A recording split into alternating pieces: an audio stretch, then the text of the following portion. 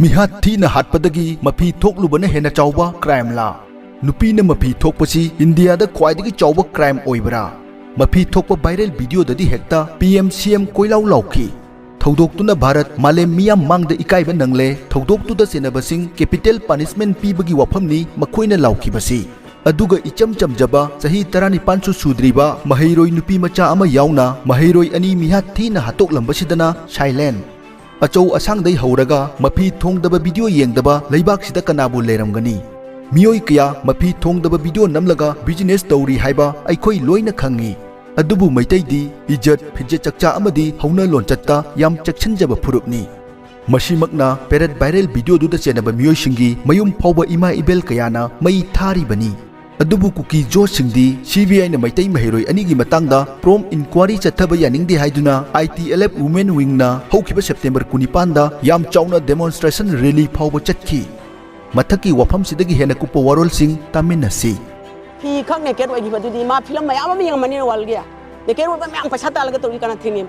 अखोई इसाई साना खंगाबनी naked ओइबगी film मयाम अमा सिदा केसेट मयाम अमा यंगगा मा मसासु यंगमनि अदुगुमा मतमदा kana अमतना इदथे मसाना याबनी अदुगो हुजिकी मीदु मसाना यादे हना अखोई मिसिंगा अखोई इंजनमेंट नते अंगांग बै इंखलप अंगांगनिना साउनंगबगी पंखै लोरकाना हातपो ngambagi कोकदी यावदबनिना मसीदी समाय तौरगेना सावरकबगी तोबोर मसियाय अदु वरगा सुनोंना तौयो लमचतो फते हाबसे अखोई मैम लोय कंडेम दवे खोंजाय हाबसे होंगगा सायना खोंजाय हाबनि मोइसि मपा मपुगी युम लेत्रगा सुम थौना याम फबनिना मफम अमदा युम सानी मफम अमदा खुंदानी लेबाग लेहाउ सुप काना अतोपमना चला खुंदानी अदुमाइना लेरे अदु मोइगी मरमदी लेहौदेबा अदु मोइसु सरसनपुरदो खुंदाइसे अखोइगी लमनिना दुम खली मितैसो दुम खली अदुम लेमिनरेबा अदु हुजिकती जौमी हाइबा दुमा नार्कोगी हुजिकी कुकी मैम जे फुंजनना जौमी यूनिफिकेशन ऑर्गेनाइजेशन से सेमा कानादी मखोइगी लेन लेरक्तदी मोइ निंग तम लेबाक से काना ओदो नागागी नागाले लेत्रा मोइदी खुतोंग चाबसि लम खुदिमंतगी अहामयंग खुतोंग चाबा लौरा लापने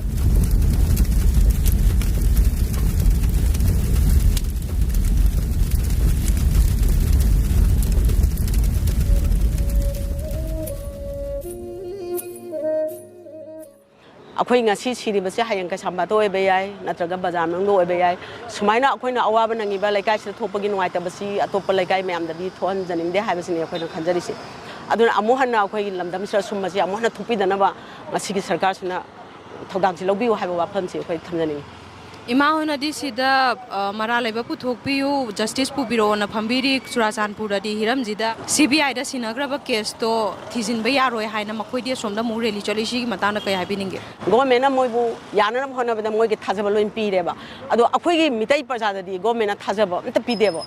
मोइना तौबा थबकसे करी थबक पांथोखरगे से अखोइना ममांगदा हौकिबा सहीदगी यंगागा ngasi फाउसिदा अखोइ सरकार अखोइगी खुनाइसिगी पाम्बा आर्म फोर्स लौथोकपगी वैरो अदगी हेक लैरिबा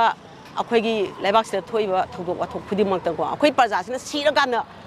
गवर्नमेंटसिना कोना तौरप ngaतानेबा अदु मखोइगी अपामदा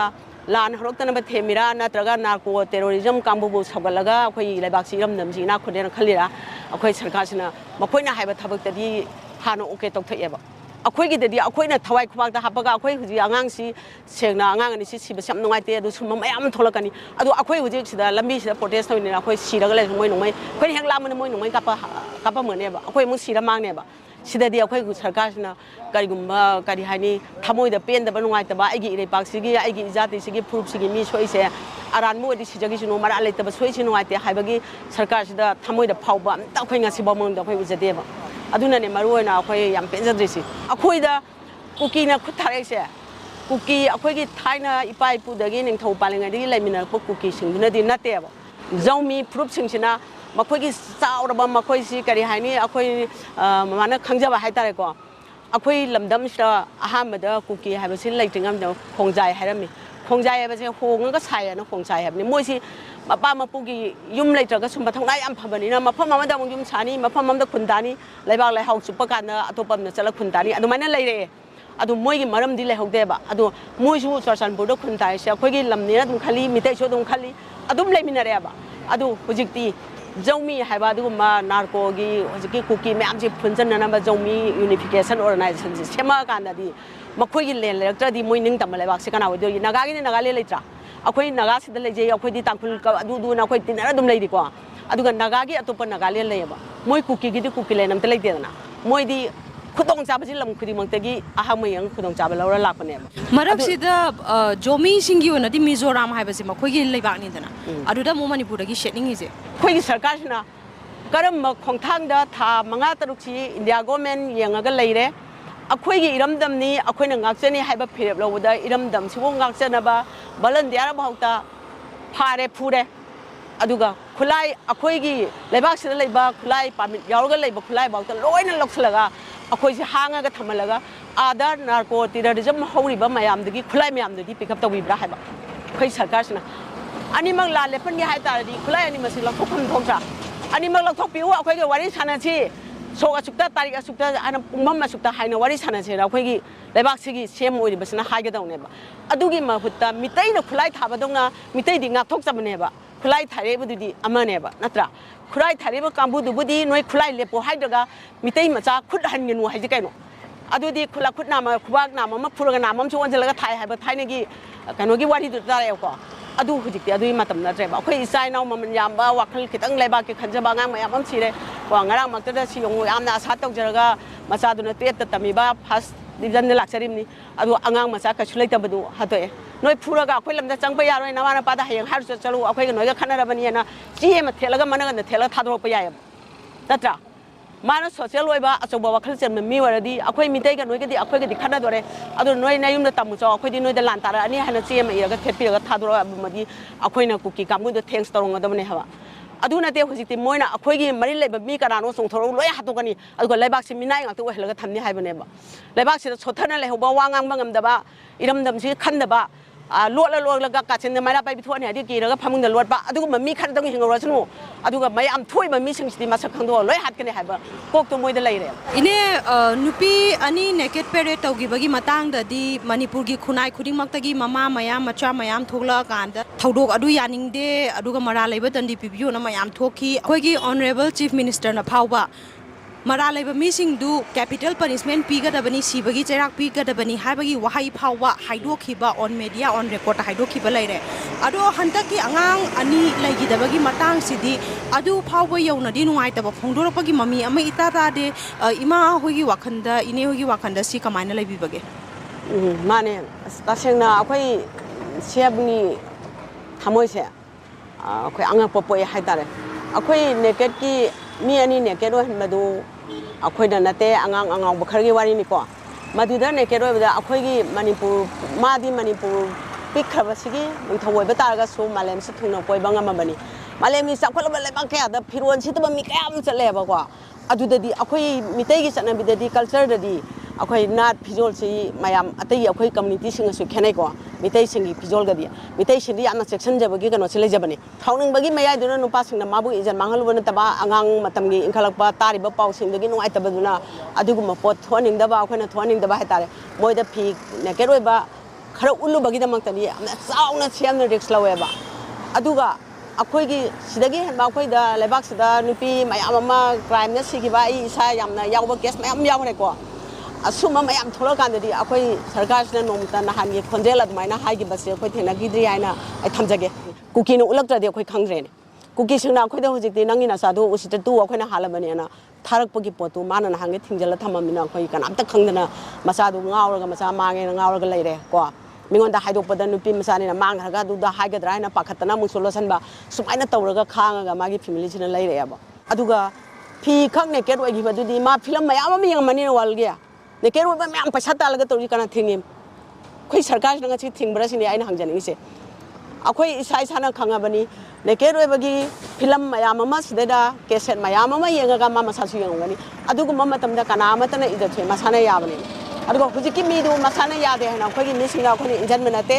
अंगांग अंगांगबा इंखलकपा अंगांगनिना साउनंगबगी पंखै लोरकाना हातप ngambagi कोकतेदि यावदबनिना मसिदि स्माइ तौरगेना सावरकबगी तोबोर मसियाय अदु वरगा सुनोंना तौयो लमचतो फते हाबसे अखोय मयाम लोय कंडेम दवे अदुदै हनोकतना अखोय लेकाय मेरा पाइबिना भौतको माइगेगी मेरा पाइबि सिंगना अदु पामदे यानिंगदे हायना अखोयदि लमचत वक्तब लमचत चपसि अखोय मितै नुपि सिंगिदि यामना काइनि हानि यामना इकाइनबगी को मपुरैबा अनि सिबो बक्ता यामना इकाइनबगी अदुगुम्बा खुनाय अमनेबा अदुदा मिगे नुपि मसादो अदमाइन तौबदो अखोय यानिंगदे हायना मयामना मयुम मै थाबि प्रोटेस्ट तवी को मयामना लानथई ममा पा लेबंगमदे गाइ को सुमाइना तवी ꯑꯗꯨꯒ ꯍꯧꯖꯤꯛ ꯑꯩꯈꯣꯏꯒꯤ ꯅꯨꯄꯤ ꯃꯆꯥ ꯅꯨꯄꯥ ꯃꯆꯥ ꯀ꯭ꯂꯥꯁ 12ꯇ ꯇꯝꯖꯔꯤꯕ ꯆꯍꯤ 13 ꯁꯨꯔꯤꯕ ꯍꯧꯖꯤꯛ ꯃꯁꯥꯒꯤ ꯐꯤꯔꯦꯞ ꯂꯧꯖꯕ ꯉꯝꯗ꯭ꯔꯤꯕ ꯑꯉꯥꯡꯁꯤꯡꯗꯨꯅ ꯆꯠꯆꯕꯅꯤ ꯃꯥꯒꯤ ꯃꯄꯥꯗꯨꯒꯤ ꯃꯐꯝꯗꯨꯗ ꯊꯕꯛ ꯇꯥꯔꯝꯃꯦꯅ ꯋꯥꯈꯜꯗꯨꯗ ꯀꯣꯏꯕ ꯑꯣꯏꯅ ꯆꯠꯂꯨꯕꯅꯤ ꯅꯨꯡꯁꯤꯕꯁꯦ ꯑꯩꯈꯣꯏ ꯈꯛꯇꯪꯅ ꯅꯨꯡꯁꯤꯕ ꯑꯣꯏꯔꯝꯃꯦꯕ ꯃꯣꯏꯅ ꯑꯩꯈꯣꯏ ꯅꯨꯡꯁꯤꯕꯒꯤ ꯀꯨꯀꯤꯁꯤꯡꯅ ꯂꯩꯃꯤꯟꯅꯔꯦ ꯃꯌꯥꯝ ꯑꯩꯈꯣꯏꯁꯦ ꯍꯧꯔꯛꯉꯩꯗꯒꯤ ꯌꯦꯜꯍꯧꯉꯩꯗꯒꯤ ꯅꯤꯡꯊꯧ ꯄꯥꯜꯂꯤꯉꯩꯗꯒꯤ ꯁꯨꯃꯥꯏꯅ ꯄꯨꯜꯂꯛꯑꯕꯅꯤ ꯑꯩꯈꯣꯏ ꯄꯨꯜꯂꯒ ꯅꯨꯡꯁꯤ ꯆꯥꯟꯅꯅ ꯂꯩꯁꯤ ꯑꯇꯣꯞꯄ ꯃꯤꯇꯣꯞ ꯌꯥꯝ ꯆꯪꯉꯛꯄꯁꯦ ꯁꯤꯅ ꯑꯩꯈꯣꯏꯁꯦ ꯏꯟꯖꯟꯗꯅ ꯆꯠꯂꯨꯔꯦ ꯍꯧꯖꯤꯛꯁꯨ ꯑꯩꯈꯣꯏ ꯏꯁꯥꯅ ꯌꯥꯅ ꯑꯩꯈꯣꯏ ꯍꯥꯟꯅ ꯂꯩꯃꯤꯟꯅꯔꯝꯕ ꯈꯨꯟꯗꯥꯔꯒ ꯂꯩꯃꯤꯟꯅꯔꯝꯕ ꯑꯩꯈꯣꯏꯁꯤꯡꯁꯦ ꯄꯨꯟꯅ ꯑꯗꯨꯝ ꯂꯩꯃꯤꯟꯅꯔꯁꯦꯅ ꯍꯥꯏꯔꯛꯄ ꯃꯇꯝꯗ ꯋꯦꯜꯀꯝꯅꯤ ꯃꯤꯇꯩꯁꯤꯅ ꯑꯗꯨꯝ ꯋꯦꯜꯀꯝ ꯇꯧꯋꯤ ꯅꯨꯄꯤ ꯑꯅꯤ ꯅꯦꯀꯦꯠ ꯄꯨꯊꯣꯛꯈꯤꯕꯗꯣ ꯑꯗꯨꯗꯨꯗꯤ ꯉꯁꯥꯏꯒꯤ ꯍꯣꯏ ꯇꯧꯍꯩꯗꯕ ꯄꯣꯠꯅꯤ ꯑꯗꯨ ꯑꯣꯏꯇꯥꯔꯒꯁꯨ ꯇꯧꯈ꯭ꯔꯤꯕ ꯄꯣꯠꯇꯣ ꯇꯥꯡ 3ꯗ ꯁꯤꯁꯤꯄꯨꯔꯗ ꯃꯣꯏꯅ ꯑꯩꯈꯣꯏꯒꯤ ꯃꯩꯇꯩ ꯃꯆꯥꯗ ꯃꯩꯇꯩꯒꯤ ꯅꯨꯄꯤ ꯆꯨꯔꯆꯥꯟꯄꯨꯔꯗ ꯂꯩꯕꯁꯤꯡꯗ ꯃꯣꯏꯅ ꯆꯠꯊꯔꯛꯄ ꯊꯧꯑꯣꯡꯁꯤꯡꯗꯣ ꯑꯗꯨꯒꯤ ꯁꯥꯎꯅꯤꯡꯕꯒꯤ ꯃꯌꯥꯏꯅ ꯇꯧꯈꯤꯕꯅꯦꯕ ꯃꯣꯏꯒꯤ ꯅꯨꯄꯤ ꯑꯅꯤꯗꯣ ꯑꯗꯨ ꯑꯩꯈꯣꯏꯒꯤ ꯆꯨꯔꯆꯥꯟꯄꯨꯔꯗ ꯃꯣꯏꯅ ꯑꯩꯈꯣꯏꯒꯤ ꯅꯨꯄꯤꯁꯤꯡꯗ ꯇꯧꯔꯝꯗ꯭ꯔꯒꯗꯤ ꯑꯩꯈꯣꯏꯁꯨ ꯇꯧꯔꯝꯃꯣꯏꯕ ꯑꯗꯨꯕꯨ ꯃꯣꯏ ꯃꯄꯤ ꯊꯣꯡꯗꯅ ꯆꯠꯍꯜꯂꯒꯁꯨ ꯑꯩꯈꯣꯏꯅ ꯃꯣꯏꯒꯤ ꯏꯖꯠ ꯀꯩꯁꯨ ꯁꯣꯛꯈꯤꯗꯦ ꯀꯩꯁꯨ ꯃꯥꯡꯍꯟꯈꯤꯗꯦ ꯁꯦꯀꯦꯟ ꯈꯔ ꯈꯛꯇꯒꯤ ꯋꯥꯅꯤ ꯃꯐꯝꯗꯨꯗ ꯂꯩꯕ ꯏꯃꯥ ꯏꯕꯦꯟꯁꯤꯡꯅ ꯃꯣꯏ ꯃꯄꯤ ꯑꯗꯨꯝ ꯁꯦꯠꯍꯜꯂꯒ ꯀꯟꯕꯤꯈꯤꯕꯅꯦꯕ ꯀꯔꯤꯒꯨꯝꯕ ꯑꯝꯇ ꯃꯣꯏꯗ ꯑꯁꯣꯛ ꯑꯄꯟ ꯂꯩꯍꯟꯈꯤꯗꯦ ꯐꯨꯈꯤꯗꯦ ꯆꯩꯈꯤꯗे ꯔꯦꯞ ꯇꯧꯈꯤꯗꯦꯕ ꯁꯨꯞꯅꯒꯤ ꯁꯦꯀꯦꯟ ꯈꯔꯒꯤ ꯅꯦꯀꯦꯠ ꯑꯣꯏꯕ ꯚꯤꯗꯤꯑꯣꯗꯣ ꯚꯥꯏꯔꯦꯜ ꯆꯠꯄ ꯀꯥꯟꯗ ꯁꯔꯀꯥꯔꯁꯤꯅ ꯃꯣꯗꯤꯅ ꯋꯥ ꯉꯥꯡꯈꯤꯑꯕ ꯑꯗꯨꯒ ꯑꯩꯈꯣꯏꯒꯤ ꯃꯩꯇꯩ ꯃꯆꯥ ꯑꯁꯨꯛ ꯇꯝꯊꯤꯅ ꯀꯩꯁꯨ ꯈꯪꯖꯗ꯭ꯔꯕ ꯆꯍꯤ 13ꯈꯛ ꯉꯥꯏꯔꯤꯕ ꯁꯥꯇ꯭ꯔ ꯑꯁꯤ ꯃꯣꯏꯅ ꯐꯥꯔꯒ ꯍꯥꯠꯄ ꯃꯇꯝꯗꯗꯤ ꯍꯧꯖꯤꯛ ꯇꯨꯃꯤꯟꯅ ꯂꯩꯔꯤ ꯂꯣꯏꯅ CBIꯗ ꯁꯤꯟꯅꯔꯦ ꯈꯣꯠꯂꯦ ꯍꯥꯏꯔꯒ ꯀꯣꯊꯔꯒ ꯁꯨꯝ ꯂꯩꯔꯦꯕ ꯃꯥꯒꯤ ꯑꯣꯏꯕ ꯑꯩ ꯁꯤ ꯌꯥꯅꯤꯡꯉꯤ ꯌꯥꯅꯤꯡꯗꯦ ꯃꯣꯏ ꯑꯦꯛꯁꯟ ꯂꯧꯅꯤ ꯍꯥꯠꯅꯤ ꯑꯗꯨꯒꯨꯝꯕ ꯑꯝꯇ ꯍꯥꯏꯗꯦꯕ ꯑꯗꯨꯒ ꯉꯁꯥꯏꯒꯤ ꯃꯣꯏꯒꯤ ꯀꯨꯀꯤ ꯃꯆꯥꯁꯤꯡ ꯑꯩꯈꯣꯏ ꯃꯇꯝꯗꯗꯤ ꯃꯣꯏꯒꯤ ꯇꯧꯕ ꯀꯥꯟꯗ ꯑꯩꯈꯣꯏ ꯃꯩꯇꯩ ꯏꯃꯥ ꯏꯕꯦꯟꯁꯤꯡꯅ ꯂꯣꯏ ꯙꯔꯅꯥ ꯐꯝꯗꯅ ꯃꯣꯏꯅ ꯇꯧꯔꯤꯁꯦ ꯈꯣꯠꯂꯤꯁꯦ ꯂꯥꯜꯂꯦ ꯈꯣꯠꯂꯦꯅ ꯎꯔꯤꯕ ꯚꯤꯗꯤꯑꯣꯗ ꯎꯔꯤꯕ ꯑꯉꯥꯡꯁꯤꯡꯗꯣ ꯐꯥꯗꯅ ꯈꯣꯠꯇꯅ ꯃꯣꯏ ꯃꯌꯨꯝ ꯃꯀꯩꯕꯨ ꯃꯌꯨꯝ ꯊꯥꯗꯅ ꯊꯨꯒꯥꯏꯗꯅ ꯂꯣꯏ ꯇꯧꯔꯦꯀꯣ ꯑꯗꯨ ꯑꯩꯈꯣꯏ ꯃꯩꯇꯩ ꯃꯆꯥ ꯏꯃꯥ ꯏꯕꯦꯟꯁꯤꯡꯅ ꯃꯩꯇꯩ ꯃꯆꯥ ꯑꯣꯏꯔꯁꯨ ꯑꯩꯈꯣꯏ ꯃꯗꯨ ꯅꯣꯏ ꯇꯧꯕ ꯌꯥꯗꯦ ꯅꯣꯏ ꯇꯧꯔꯤꯗꯣ ꯂꯥꯜꯂꯦ ꯍꯥꯏꯔꯒ ꯑꯩꯈꯣꯏꯅ ꯇꯧꯈ꯭ꯔꯤꯅꯦꯕ ꯑꯗꯣ ꯃꯣꯏ ꯃꯌꯨꯝꯐꯧ ꯊꯥꯗꯅ ꯃꯣꯏ ꯐꯥꯍꯟꯗꯅ ꯇꯧꯈ꯭ꯔꯤꯗꯣ ꯑꯗꯨꯕꯨ ꯑꯩꯈꯣꯏꯒꯤ ꯃꯩꯇꯩ ꯃꯆꯥꯁꯤꯡ ꯍꯥꯠꯄ ꯃꯇꯝꯗꯗꯤ ꯃꯣꯏꯅ ꯉꯔꯥꯡꯃꯛꯇꯗ ꯆꯨꯔꯆꯥꯟꯄꯨꯔꯗ उल्टा केसता मोइना हाटपा नते आरामबाइना हाटपनी काइना फोटो एडिट का तौदना थादोरकपा सी अखोइ तसेंगना सुंया याजनिंगदे मोइ कुकीना तौरिबा लालोंगजे अखोइ सुंया याजनिंगदे मोइसे याम थिना ओन्ना तेनाबा वा ओइदबा वा ngata साजलगा तौबा प्री प्लान ओइबा मोइगी हानादगी मचिन याम थिबा कांगलुप अमनी ना हाइजरगे सिगी मतंगसिदा angang arambai gi member amagi photo ga hapchandana moina thadorokdana tawbido akoi yam nungaijade yam penjade adudo tasengna makki moi photo aseng ahamba thadorok matamdadi moi gi kuki singi lalawa sing matungda lepa khopa loina mai miyam unaraba matungda moina moi edit tawraga thadorokpodo khoi yam penjade yam nungaijade ngasagi siriba angang sina pairamba phone se track तब सिमजे सिंदोगा cookie की ममिंग लेब SIM पायरग लेरबने phone से अदुई तारगदी cookie सिंगसिना आंगांग सिंगदिना हाटपने हाबसे proof से पुथोबनेबा मागी phone से अदगी मागी गाड़ी माना थौगेबा गाड़ी मोय कुकी गैना थौरगा लेरे हाबसे तारबनेबा खोय फोन से ट्रेक तब कांद कुकीना सिजनरे हाबसे फंगबनेबा अदुई तारदी अदु प्रूफ नेबा कुकीना मोय फारगा हाले हाबसे अदुई मथकदा फोटो दुम फंगे मनिंगदा मोय कुकी मिलिटेंट्स खुलाई पाइबा मनिंग बैकग्राउंड उरे सिदैसिदा मोइना ओनतेना फोटो एडिट तौरगा आरामबाइनी काना हाइबसे याम थिना मथों हुक्तबा थबकने मोइन तौर अमुसु इन्वेस्टिगेशन चथबा यारो हाना जो मुरेली चतपा ngame ba moise ngame moi adu yamna thamoi pikpa kangluk amani haijaniंगे ngasigidamakta di matang asida tension jari mityeng tabiribe pumnamakpu RK production gi maikai digi thagat jari